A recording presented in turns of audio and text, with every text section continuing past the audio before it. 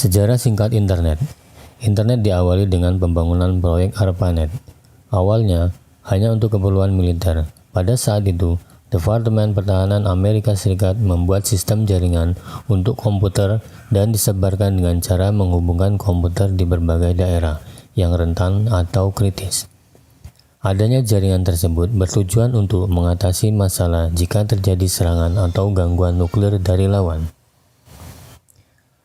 Sistem jaringan komputer juga digunakan untuk menghindari adanya informasi terpusat yang tidak diketahui oleh seluruh anggota, sehingga saat terjadi perang atau serangan dapat diatasi dan dihadapi dengan mudah dan siap dihancurkan. Pada awalnya, proyek ARPANET menghubungkan hanya 4 situs saja. 4 situs tersebut membangun satu jaringan yang terpadu pada tahun 1969. Dari 4 situs yang terhubung yaitu Stanford Research Institute, Santa Barbara University of California, dan University of Utah. Proyek ARPANET diumumkan pada bulan Oktober tahun 1972 secara resmi. Masa tersebut bisa juga disebut sebagai tahun web dimulai pertama. Setelah pengumuman proyek tersebut, ARPANET mulai berkembang dengan pesat di berbagai daerah dan universitas di Amerika Serikat. Karena banyaknya daerah atau institusi yang ingin bergabung dengan sistem jaringan tersebut, membuat ARPANET kesulitan untuk mengatur jaringan agar dapat digunakan dengan baik. Oleh karena itu, ARPANET dibagi menjadi dua, yaitu ARPANET dan MILNET.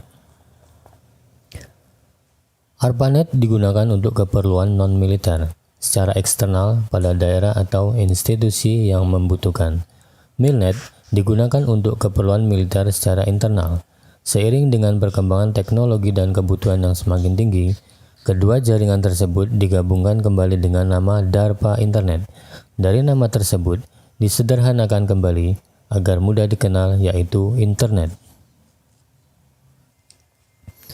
Dalam catatan sejarah singkat perkembangan internet terdapat kejadian penting yang terjadi.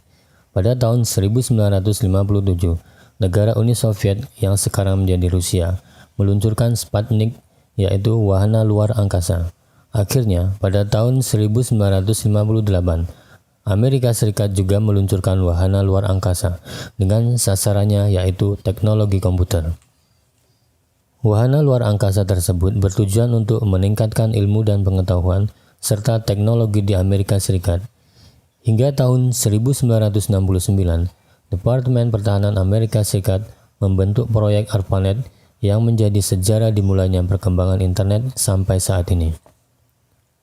Pada tahun 1965, sistem jaringan internet Hypertext dikeluarkan oleh Ted Nelson, dan pada tahun 1968 disusul dengan jaringan TimeNet. Anggota ARPANET menjadi 23 node komputer yang terdiri dari komputer untuk universitas atau institusi dan untuk riset pemerintah Amerika Serikat pada tahun 1971. Satu tahun berikutnya, atau tepatnya pada tahun 1972, International Network Working Group atau INWG dibentuk untuk meningkatkan teknologi sistem jaringan internet. Kelompok kerja ini dapat membuat standar yang digunakan untuk jaringan komputer dan internet.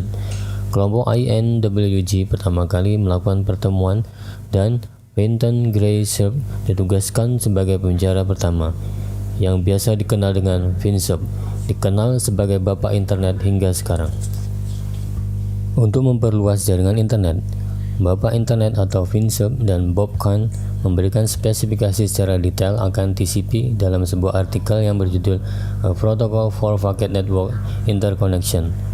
ARPANET bekerja sama dengan Beranet dan Newman membuka jaringan internet untuk versi komersial yang disebut dengan Telnet atau layanan paket data publik yang pertama. Hingga tahun 1977, ARPANET sudah mempunyai 111 komputer yang terhubung, sehingga TCP dibagi menjadi dua, yaitu TCP atau Transmission Control Protocol atau IP atau Internet Protocol. Sejarah internet pada awal tahun 1980 dimulai dengan komputer pribadi atau PC, yang mulai banyak digunakan sampai sekarang. Pada tahun 1982, internet dikembangkan dengan TCP dan IP, yang digunakan sebagai protokol. Semua yang mengakses internet tidak perlu mengakses ARPANET lagi, sehingga pada tahun 1986 mulai dikenalkan sistem nama domain yang dikenal dengan DNS, Domain Name System. DNS tersebut berfungsi untuk menyampaikan sistem nama alamat pada jaringan komputer atau internet. Seiring berjalannya waktu, internet mulai banyak digunakan oleh beberapa negara di dunia, berawal dari adanya media online luar negeri pada tahun 1990. Koran pertama Amerika dikeluarkan oleh Sago Tribune hingga masuk ke Indonesia.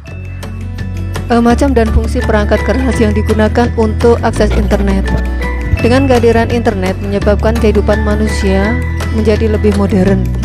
Hal ini ditandai dengan kepraktisan yang dirasakan manusia dalam menyelesaikan berbagai pekerjaan menggunakan teknologi internet, mulai dari kepraktisan dalam berkomunikasi, kegiatan belajar, memperoleh informasi, hingga kegiatan berbisnis yang bisa dilakukan cepat dan mudah. Di sini ada dua perangkat yang kita butuhkan agar dapat mengakses internet. Yang pertama adalah perangkat keras internet, yaitu perangkat di mana wujud fisik yang nyata dan bisa dipegang. Sedangkan perangkat lunak adalah perangkat atau aplikasi yang digunakan untuk menikmati fasilitas yang ada di internet. Perangkat keras yang digunakan untuk akses internet diantaranya yang pertama adalah perangkat komputer pribadi atau komputer personal atau personal komputer. Komputer di sini adalah merupakan salah satu komponen utama untuk dapat akses internet. Jadi spesifikasi komputer di sini adalah semakin cepat atau semakin spesifikasi komputer itu semakin lengkap, semakin cepat, maka kalau spesifikasinya komputer itu rendah, maka koneksi internetnya rendah. Di sini perangkat komputer kalian bisa menggunakan HP, bisa menggunakan laptop, dan bisa menggunakan komputer personal seperti biasanya yang ada di lab itu. Kemudian yang berikutnya untuk masalah spesifikasi itu tergantung prosesornya, tergantung RAM-nya, hard disk, VGA, dan monitor. Di situ bisa kalian lihat untuk gambar-gambar dari prosesor, RAM, hard disk, VGA, dan monitor ya. Selanjutnya adalah modem. Modem singkatan dari modulator, demodulator. Jadi modem di sini adalah perangkat keras yang dapat digunakan untuk melakukan koneksi ke jaringan internet. Di sini modem ada dua cara, yaitu yang pertama adalah modem internal dan yang kedua adalah modem eksternal. Modem internal itu adalah modem di mana cara pemasangannya berada di dalam CPU, sedangkan modem eksternal itu adalah modem yang cara pemasangannya berada di luar CPU. Di situ bisa kalian lihat perbedaan antara modem internal dan modem eksternal. Next, sekarang fungsi modem. Fungsi modem, kalau modulator itu memiliki fungsi sebagai pengubah sinyal informasi menjadi sinyal pembawa atau carrier untuk dikirimkan kepada pengguna melalui device tertentu. Sedangkan demodulator itu memiliki fungsi sebagai proses penerimaan kembali data yang telah dikirim. Selanjutnya nomor 3 adalah LAN card atau sering disebut dengan NIC atau Network Interface Card. Merupakan suatu perangkat keras yang digunakan untuk menghubungkan dua atau lebih komputer dalam suatu jaringan, khususnya jaringan LAN. Masih ingat apa itu LAN? LAN singkatan dari Local Area Network. Berikutnya nomor 4 adalah Wireless Adapter Card atau WLAN Card. Di sini merupakan suatu perangkat yang terpasang menjadi satu dengan motherboard komputer atau PC. Perangkat ini berfungsi untuk menerima dan membagikan sinyal konektivitas ke komputer.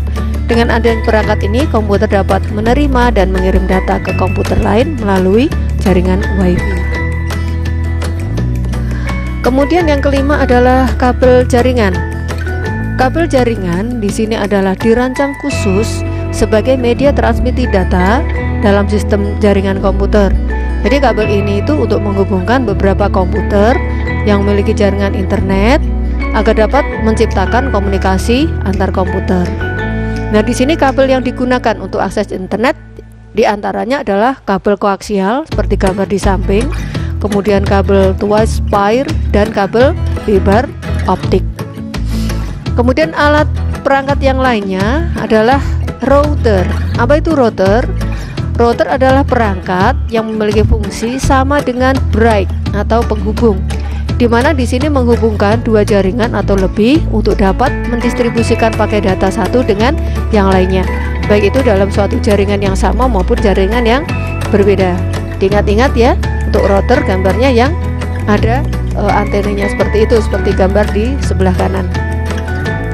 Berikutnya switch atau hub. Nah, di sini adalah suatu perangkat jaringan yang memiliki fungsi untuk menghubungkan beberapa jaringan dengan pengalihan alamat MAC yang dimiliki. Atau dalam pengertian lain bahwa switch atau hub itu untuk menghubungkan beberapa komputer yang membutuhkan bandwidth yang cukup besar. Ya. Berikutnya repeater. Nah, seperti gambar di bawah itu ya. Bahwa repeater di sini adalah perangkat jaringan yang digunakan untuk menerima sinyal yang kemudian dikirimkan kembali dalam daya yang cukup besar. Artinya repeater di sini berfungsi sebagai penguat sinyal agar sinyal yang dikirim sama dengan sinyal aslinya. Biasanya perangkat ini digunakan untuk menjangkau jaringan yang cukup luas dan jauh. Next, nomor 9, konektor RJ11. Nah, konektor RJ11 ini itu digunakan sebagai penghubung modem ke komputer dengan jaringan telepon. Nah, di situ ada hitamnya ya, yang sebelah bawah itu adalah kabelnya, kemudian yang sebelah kanan itu adalah konektor RJ11. Selanjutnya saluran telepon. Untuk saluran telepon di sini merupakan perangkat keras yang penting juga ya, diperlukan untuk menghubungkan komputer dengan internet. Jadi penggunaan saluran telepon ini juga diikuti dengan penggunaan modem dial-up. Saat ini kita tidak usah atau tidak harus mendaftar lagi ke ISP, misalnya dengan menggunakan paket Telkom Net Instan yang secara langsung dapat melakukan akses internet. Anak-anak masih ingat apa itu ISP? ISP singkatan dari Internet Service Provider ya, perlu diingat-ingat ya. Baiklah, terima kasih anak-anakku semuanya. Demikian materi ini kami sampaikan, mudah-mudahan bermanfaat. Kalian harus tetap semangat, jangan lupa selalu jaga kesehatan, selalu pakai masker, selalu cuci tangan pakai sabun, dan selalu jaga jarak. Terima kasih. Assalamualaikum warahmatullahi wabarakatuh. Halo teman-teman masa depan, welcome back to my channel. Pada video kali ini saya akan berbagi informasi mengenai pembelajaran teknik informatika, yaitu dengan pokok pembelajaran adalah jenis koneksi internet. Namun sebelum masuk ke pokok materinya, kita intro dulu ya.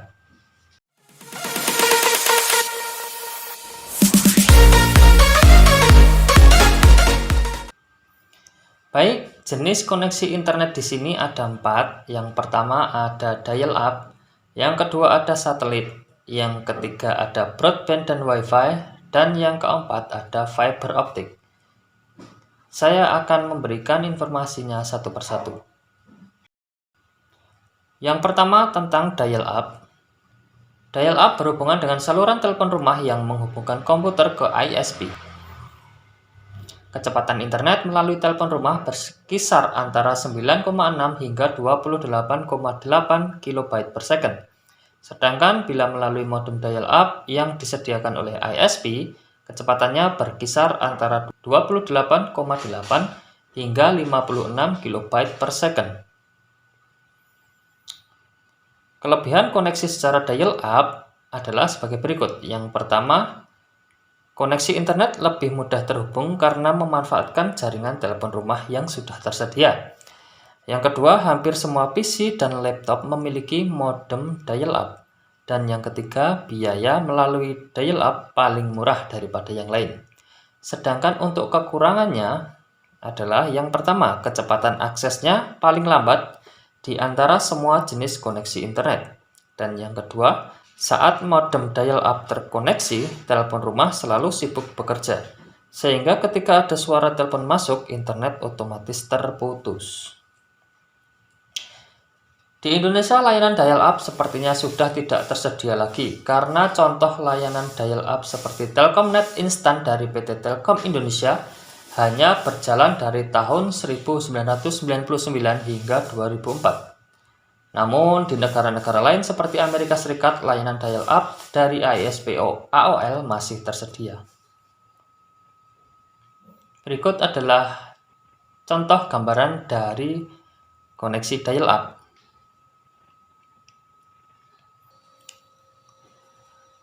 Lalu yang kedua adalah satelit. Koneksi internet jenis ini memanfaatkan satelit komersial yang berada di orbit geostasioner yang berjarak sekitar 3.600 km di atas permukaan bumi. ISP satelit menyediakan perangkat antena kecil yang disebut Very Small Aperture Terminal yang dipasang di dekat rumah pelanggan sebagai penerima sinyal. Kecepatan akses untuk downstream adalah 10 hingga 30 MB per second, sedangkan kecepatan upstream adalah 1,1 MB per second. Adapun kelebihan dari jenis koneksi ini adalah yang pertama, jangkauan luas hingga mencapai setengah permukaan bumi karena menggunakan satelit. Yang kedua, kecepatan akses yang tinggi dan bandwidth lebar. Dan yang ketiga, kecepatan tidak menurun meskipun jalur sedang sibuk. Sedangkan kekurangan koneksi jenis ini adalah yang pertama, koneksinya rentan terhadap gangguan cuaca. Yang kedua, biaya investasi perangkat keras sangat mahal. Dan yang ketiga, adanya penundaan transmisi akibat jarak satelit dan terminal yang sangat jauh. Sehingga untuk streaming video dan bermain games online sangat tidak disarankan.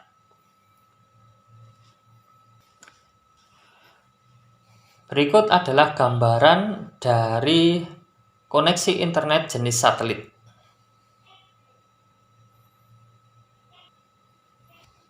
Lalu selanjutnya broadband dan Wi-Fi. Konektivitas internet terus dikembangkan sehingga memunculkan internet broadband dan wireless. Teknologi broadband mulai menggantikan dial-up awal tahun 2000. Broadband merupakan arti dari jangkauan frekuensi yang lebar untuk mengirim dan menerima data, sehingga memungkinkan transfer data menjadi jauh lebih cepat dari dial-up. Kecepatan akses broadband berkisar mulai dari 256 KB per second menurut OECD atau Organization for Economic Cooperation and Development. Kemudian kita bahas tentang broadband kabel. Koneksi broadband bermula dari teknologi DSL atau Digital Subscriber Line yang memanfaatkan kabel tembaga atau kabel telepon rumah untuk mentransfer data. Pengembangan teknologi DSL ini kemudian berubah menjadi HDSL atau High Data Rate DSL, lalu ada VDSL atau Very High Bitrate DSL, ada ADSL atau Asymmetric DSL, dan yang terakhir ada SDSL atau Symmetric DSL. Indonesia memilih mengembangkan ADSL sebagai pengganti dial-up dan memanfaatkan jaringan kabel telepon yang sudah ada. Speedy dari PT Telkom pada 2004 adalah contoh dari teknologi ini. Namun pada 2013 sudah tidak melakukan pemasangan baru karena mulai tergantikan dengan kabel fiber optik yang dikembangkan menjadi IndiHome. Berikut adalah contoh ISP lokal yang menawarkan koneksi internet secara broadband. Lalu ada Wi-Fi. Wi-Fi adalah cara agar koneksi broadband didistribusikan ke perangkat seperti laptop, perangkat pintar, atau konsol game secara nirkabel. Wi-Fi pertama kali muncul pada tahun 1999 pada peluncuran Apple AirPod. Lalu pada tahun 2001 muncul WiFi router. Dan tak lama kemudian muncul WiFi hotspot. WiFi hotspot menyediakan layanan internet untuk umum dan biasanya gratis dengan menggunakan jaringan WLAN yang terhubung ke sebuah router. WiFi mampu menyediakan internet dengan bandwidth hingga 11 MB per second. WiFi bekerja seperti telepon seluler dalam jangkauan jarak dari base station. Area sekitar base station disebut hotspot. Lokasi hotspot dilengkapi dengan pemancar WiFi sehingga orang-orang di lokasi tersebut dapat mengakses internet dengan perangkat yang sudah memiliki kartu WiFi.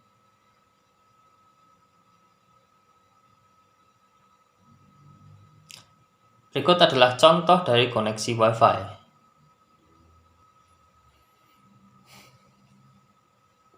Berikutnya adalah fiber optik. Jenis koneksi melalui fiber optik adalah koneksi kabel yang bukan tembaga karena terdiri dari serat-serat optik dan membuat kecepatan transmisi data tercepat hingga saat ini, hingga 1000 MB per second atau 1 GB per second. Awalnya fiber optik digunakan pada backbone atau tulang belakang koneksi internet untuk disalurkan ke seluruh dunia. Namun 10 tahun belakang beberapa ISP di kota-kota besar mulai menambah fiber optik ke pusat bisnis dan perumahan. Contoh ISP di Indonesia yang menggunakan fiber optik adalah layanan IndiHome yang menawarkan layanan triple play, yaitu telepon rumah, TV berbayar, dan juga internet. Semua jenis layanan dapat diberikan karena keunggulan dari fiber optik, yaitu kecepatan yang simetris atau kecepatan download dan upload yang hampir sama, sinyal yang kuat, dan delay transmisi yang sangat kecil. Nah, itu dia adalah beberapa informasi mengenai jenis-jenis koneksi internet. Semoga bisa menambah wawasan dan pengetahuan kita semua. Terima kasih sudah menonton. Saya akhiri cukup sampai di sini.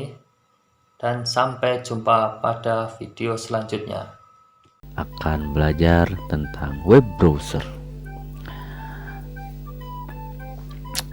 Sebelumnya pasti kalian pernah melihat icon-icon atau simbol-simbol berikut ya.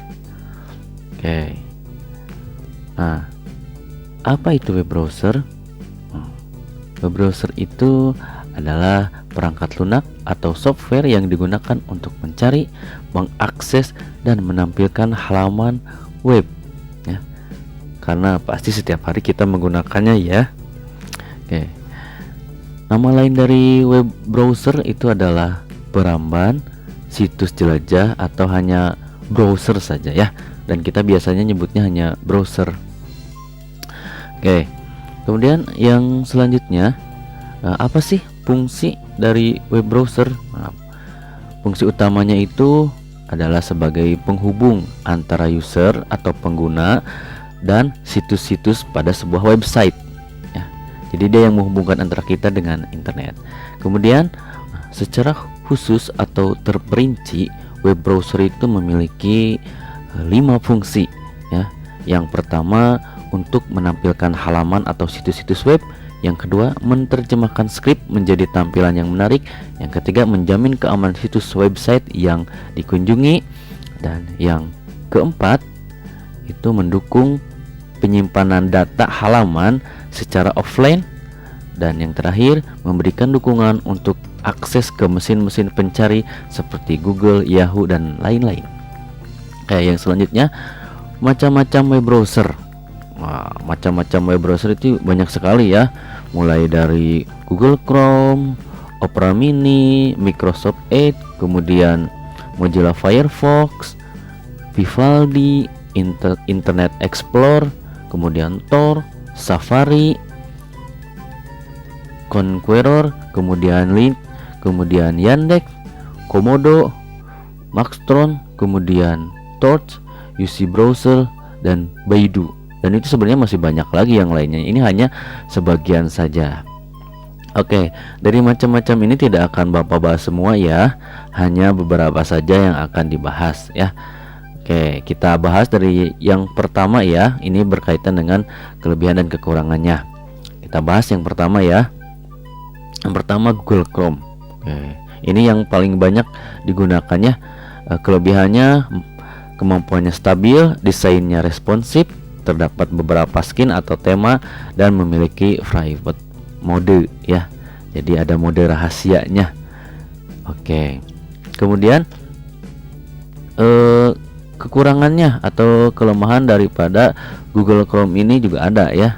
Kelemahannya tidak cocok pada gadget atau HP yang RAM-nya kecil. Jadi kalau HP atau gadgetnya RAM-nya kecil, ini biasanya sering hang ya, atau tidak bisa, proses pencariannya itu lambat ya.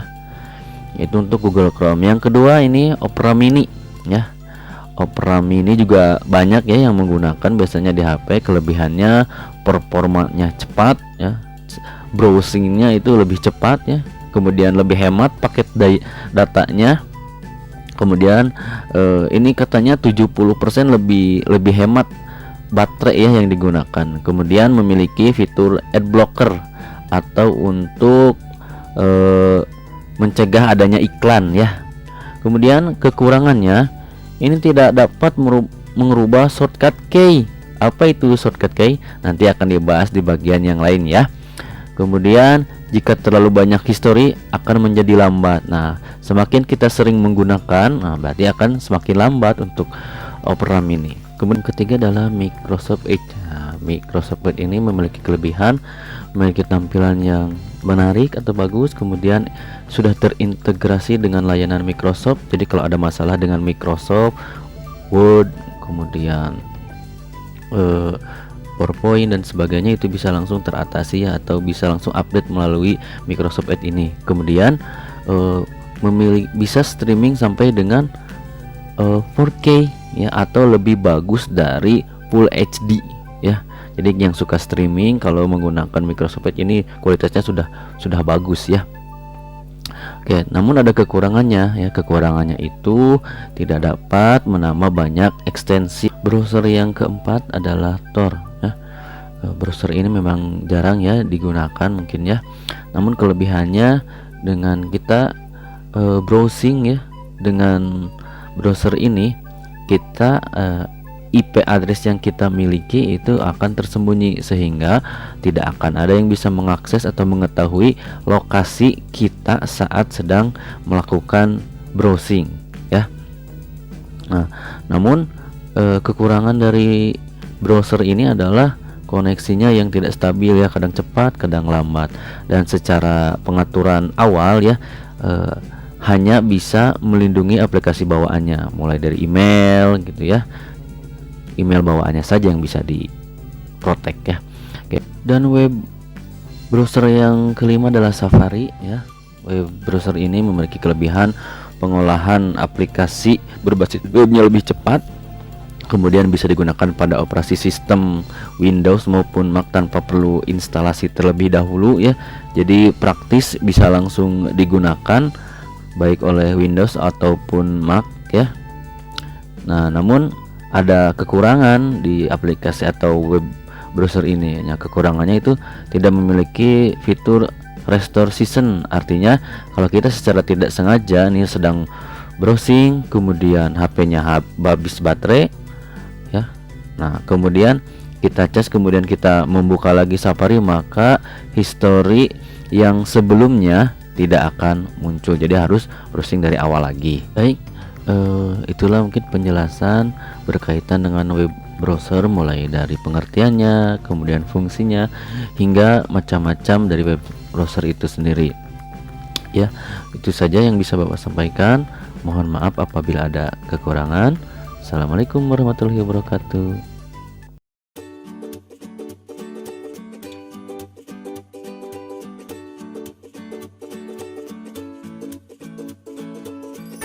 Assalamualaikum warahmatullahi wabarakatuh. Pada kesempatan kali ini saya akan menyampaikan materi search engine. Mesin pencari atau mesin telusur atau search engine merupakan program yang mencari dan mengidentifikasi informasi di dalam database yang sesuai dengan kata kunci yang dimasukkan oleh pengguna. Database ini berisi alamat dan konten situs-situs tertentu yang ada di World Wide Web atau www. Setelah mendapatkan informasi yang diminta, search engine akan menampilkan hasilnya pada Search Engine Result Page atau SERP. Semakin baik kerja search engine, semakin relevan informasi yang akan ditampilkan. Sebagai program online, search engine berjalan memanfaatkan jaringan internet, baik pada saat pengguna internet mengaksesnya maupun saat search engine menggali informasi tentang berbagai konten website di seluruh dunia.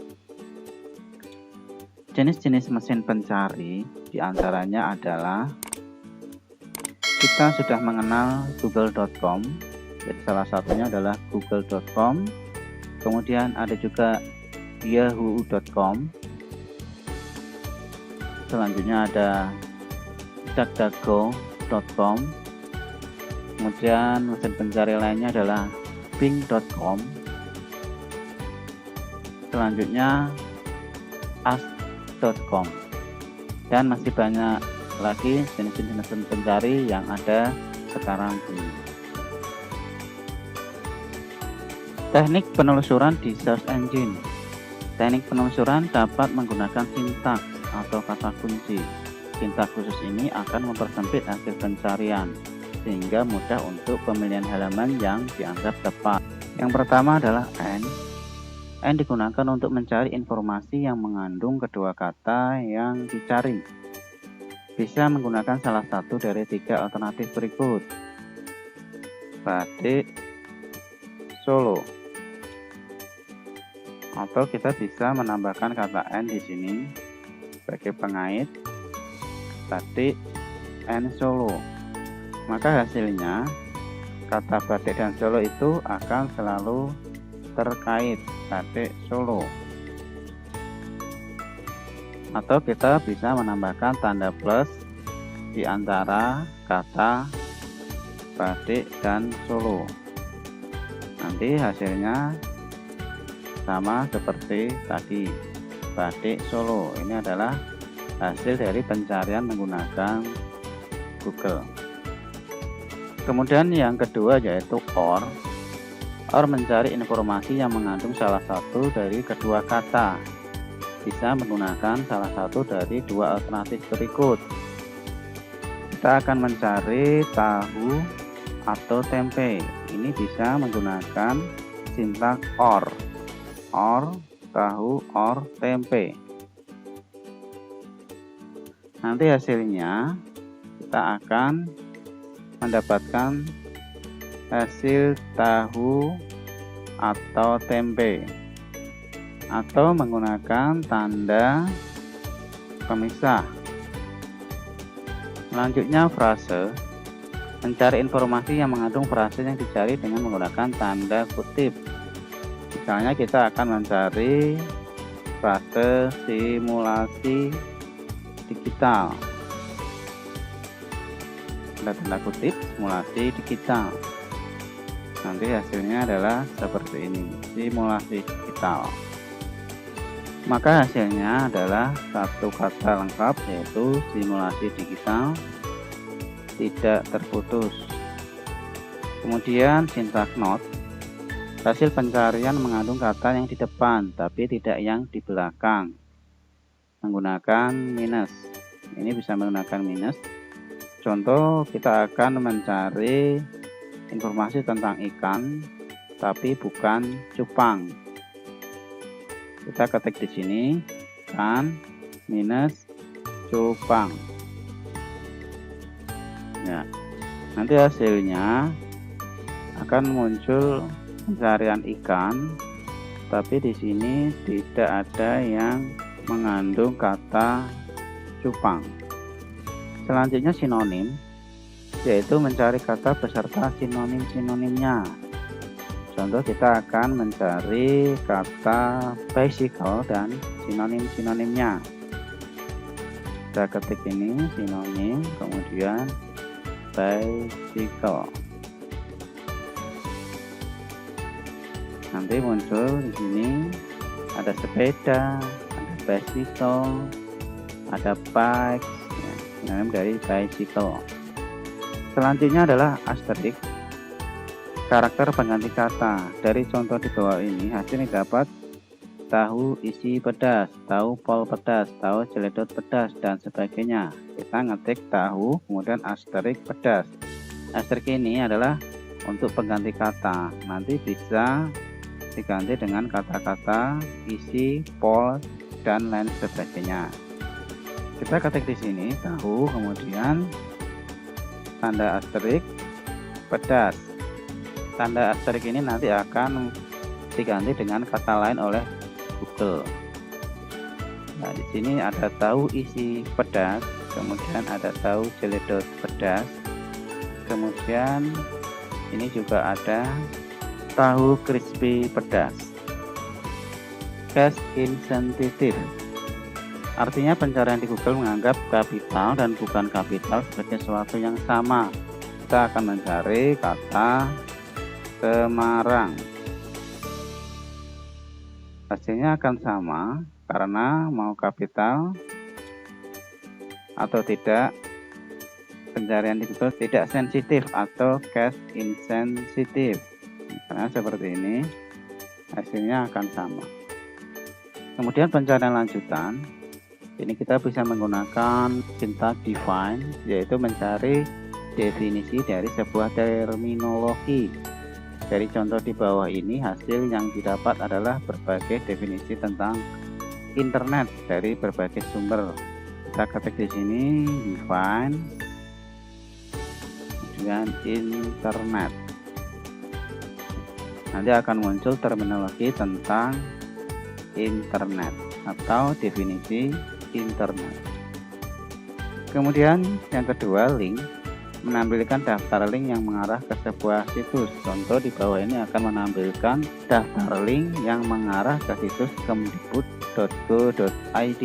Ketik di sini link, kemudian kemdikbud.go.id. Nanti akan menampilkan link-link yang mengarah ke kemdikbud.go.id. Ada SSO data, belajar, kemudian info PTK, dan lain sebagainya. Kemudian yang ketiga, related, menampilkan daftar situs yang serupa, mirip atau memiliki hubungan dengan suatu situs. Contohnya related kemdikbud.go. Kita ketik di sini related kemdikbud.go.id. Ada yang hampir sama dengan Kemdikbud, ini ada Kemenak, Kementerian SDM, sama-sama situs-situs milik pemerintah Indonesia. Kemudian info, yaitu menampilkan informasi yang berbeda tentang sebuah situs. Ini kita klik ini info kemdikbud.go.id. Ini hasilnya adalah seperti ini, apa yang diketahui tentang kemdikbud.go.id. Selanjutnya site, menampilkan pencarian khusus di sebuah situs yang ditunjuk. Misalnya kita akan mencari kata beasiswa di web kemdikbud.go.id. Kita ketik di sini beasiswa, kemudian site kemdikbud.go.id. Nah, ini akan muncul beasiswa-beasiswa yang ada di situs kemdikbud.go.id. Selanjutnya file tab, yaitu menampilkan hasil pencarian berupa suatu jenis ekstensi atau file tertentu. Contoh di bawah akan menampilkan hasil pencarian berupa file PDF yang mengandung keyword internet. Kita akan mencari kata kunci internet, kemudian dengan file tabnya, file adalah PDF. Maka hasilnya ini adalah hasil pencarian dengan kata kunci internet dalam bentuk file PDF. Kemudian all in title, menampilkan seluruh kata yang dicari dalam title halaman. Contoh di bawah akan menghasilkan halaman yang memiliki title internet. All in title, kemudian internet. Hasilnya ini menampilkan halaman yang ada dengan judul internet. Kemudian in title menampilkan satu kata yang dicari dalam title halaman atau judul. Contoh di bawah ini akan menghasilkan halaman yang memiliki judul internet dan isi halamannya mengandung kata sehat.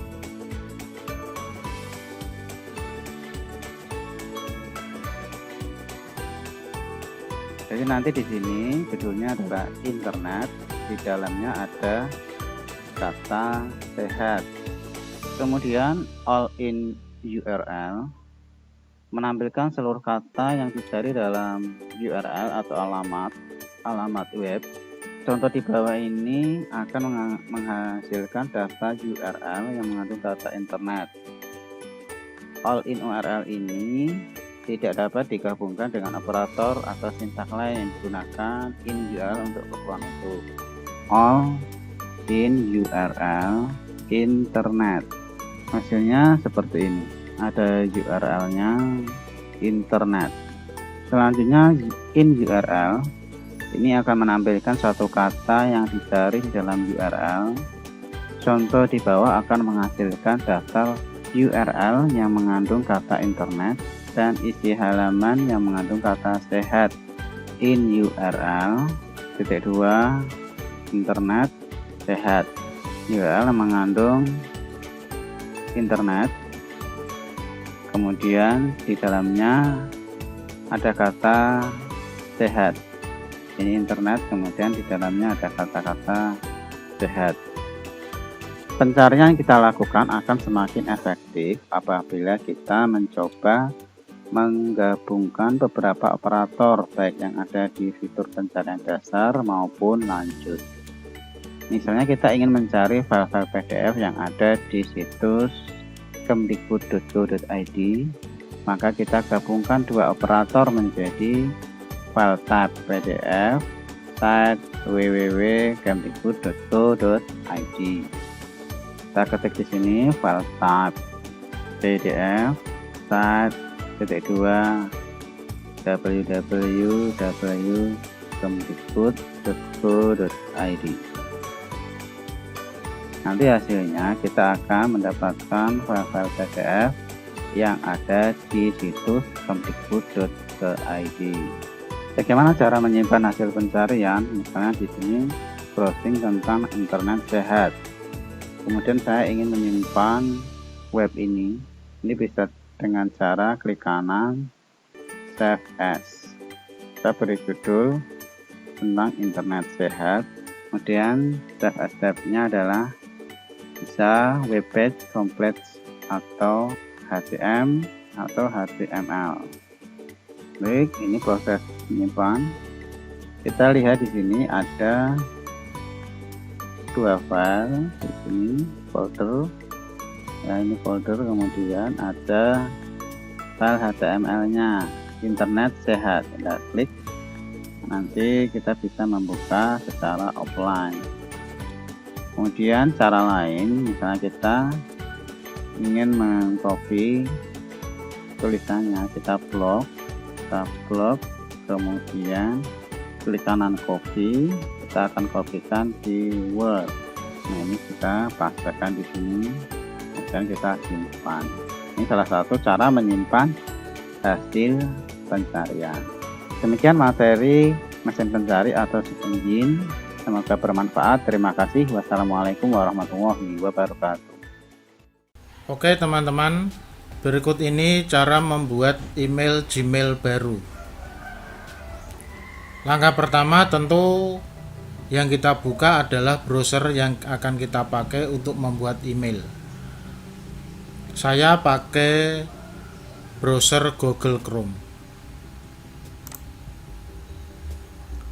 Silakan diketik Gmail, lalu enter, kemudian klik www.google.com.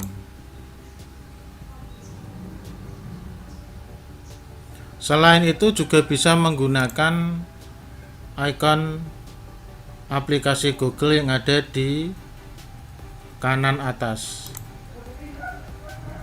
Di layar terlihat bahwa Gmail adalah salah satu produk dari Google.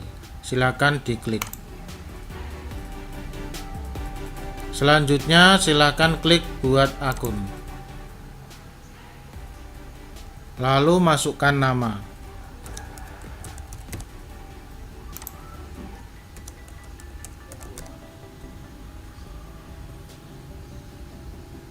Terlihat ada beberapa nama pengguna email yang tersedia dan saya pakai yang ini. Kemudian silakan masukkan sandi sebanyak 2 kali. Ingat, buat sandi yang serumit mungkin. Bisa menggunakan huruf besar, huruf kecil, dan beberapa angka.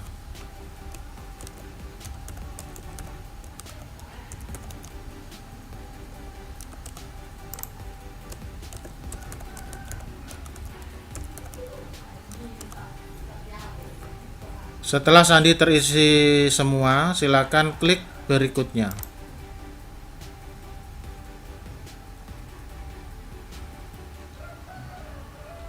Pada nomor telepon, di sini terlihat optional, jadi bisa diisi, bisa tidak.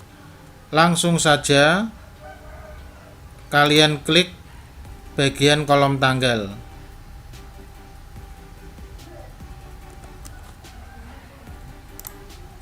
Kemudian bulan,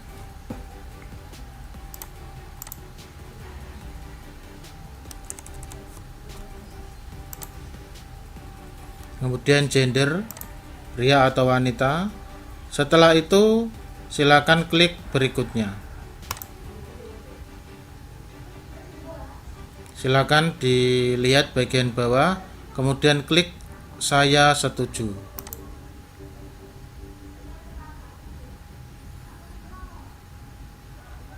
Sambil menunggu teman-teman, sangat mudah bukan untuk membuat email Gmail baru ini.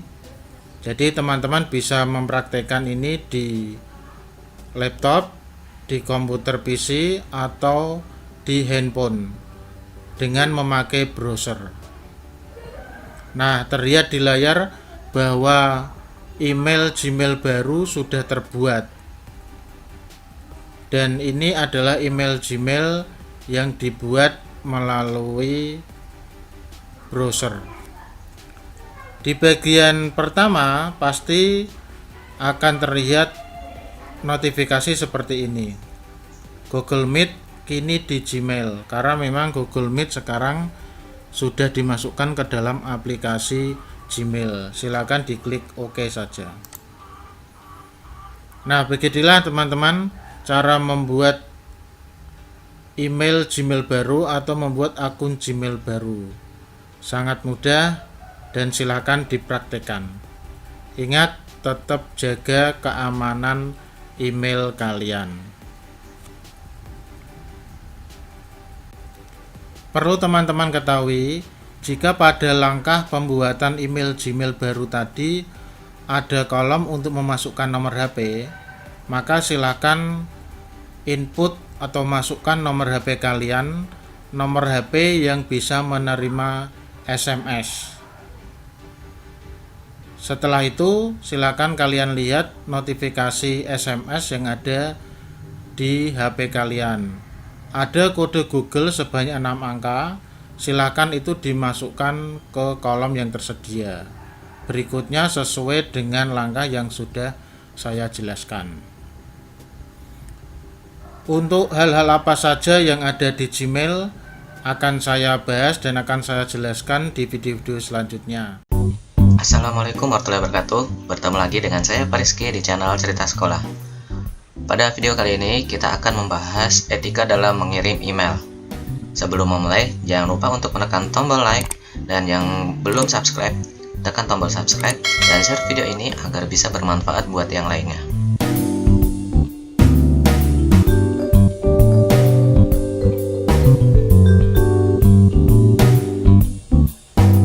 Oke, langsung saja kita mulai. Pada minggu sebelumnya kita sudah membahas bagaimana cara membuat sebuah email baru dengan menggunakan HP. Nah, pada tugas berikutnya kita akan belajar bagaimana cara mengirim email. Tetapi dalam mengirim email, ada beberapa etika dalam pengiriman email yang harus diperhatikan. Tidak hanya dalam mengirim email saja sebenarnya. Etika ini bisa kalian gunakan pada pengiriman pesan singkat pada media yang lainnya. Bisa melalui WhatsApp, bisa melalui Telegram, Instagram, Facebook, atau apapun. Fungsinya, etika ini berguna untuk menghormati orang yang lebih tua atau lebih senior dari kita.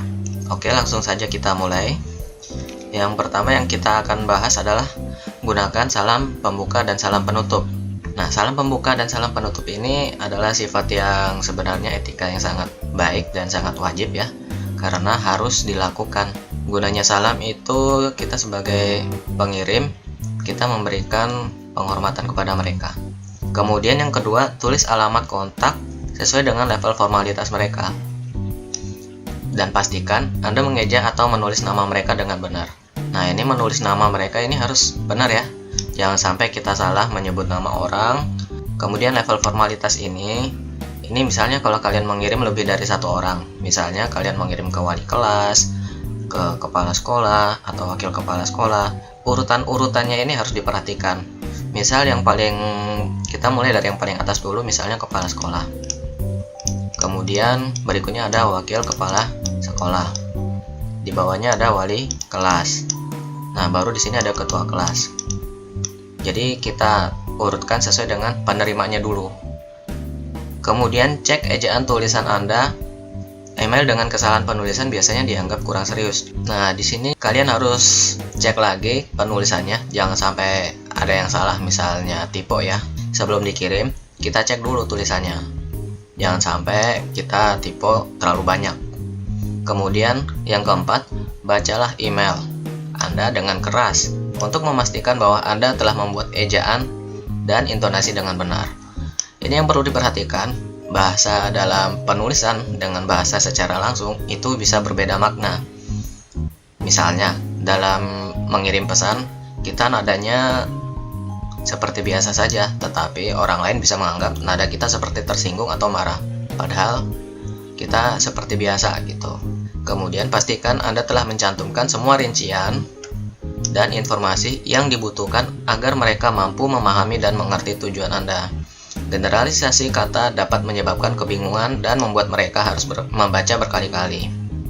Nah, ini kalau membuat kata, jangan buat mereka bingung.